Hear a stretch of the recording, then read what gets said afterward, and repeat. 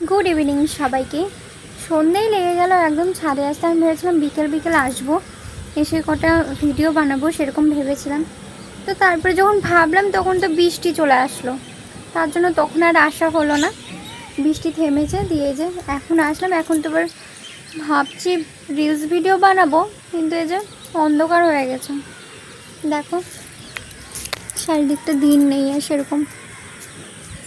আর এই দেখো কি জঙ্গল, দেখো দেখো কি জঙ্গল, জঙ্গল আর জঙ্গল, চারিদিকে শুধু জঙ্গল।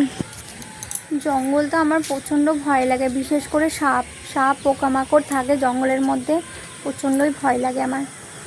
তো এর আগে আমার আমার ভাইয়ের ঘরে সাপ ঢুকে গিয়েছিলো। তো আমাকে ফোন করে বলে, আমার ভাইয়ের বউ ফোন করে বলে, দিদি জানো আমাদের ঘরে আজকে সাপ ঢুকে গিয়েছে। ঢুকে পুরো খাটের তলে ঢুকে গেছিলো সাপটা। কোনো রকমে কীভাবে বার করেছে জানি না অত, তারপরে পরে বেরিয়েছে। তো কি ভয়ঙ্কর ব্যাপার বলো তো, ঘরের মধ্যে যদি সাপ ঢুকে যায়। তো আমি তাই মাকে বলছি, মা গাছ লাগাতে ভালোবাসে। এই যে ছাদেও কয়েকটা গাছ লাগিয়েছে, দেখো সব বালতিতে লাগিয়েছে কয়েকটা গাছ, ফুল গাছ লাগিয়েছে।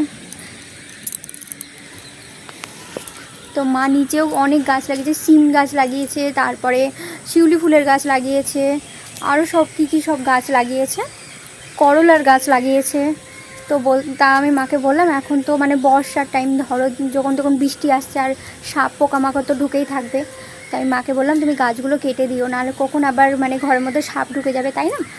তো মা আজকে একটা গাছ কেটেছে, সেই লাউয়ের ডগা যেটা হয় ওই গাছটা কেটেছে শুধু।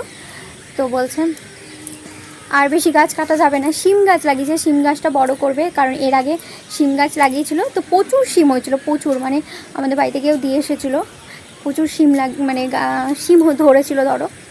তো বলছে শিম গাছটা কাটা যাবে না, সমস্ত গাছ কেটে দিলেও শিম গাছ কাটবে না, এরকম বলছিল। তাই আমি বলছি পোকামাকড় ঢুকে যাবে যে আবার, নাহলে, তাই না?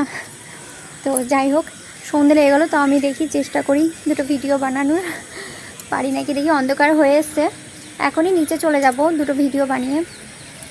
তো আবার নেক্সট ভিডিওতে কথা হচ্ছে, বাই।